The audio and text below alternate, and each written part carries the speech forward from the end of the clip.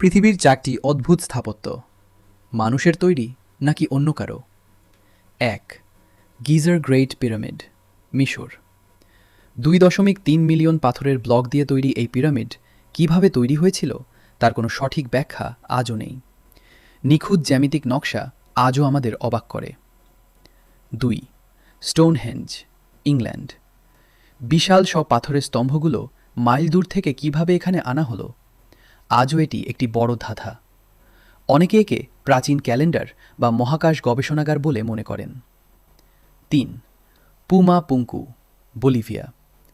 এখানকার পাথরগুলো এমন নিখুঁতভাবে কাটা হয়েছে যে আধুনিক প্রযুক্তি ছাড়া এমনটা অসম্ভব। মনে হয় এগুলো লেজার মেশিন দিয়ে কাটা। 4. Nazca lines, Peru. আকাশ থেকে দেখলে মনে হয় মাটির ওপর বিশাল সব জ্যামিতিক ছবি। মাটির সমতলে থেকে এগুলো তৈরি করা অসম্ভব ছিল।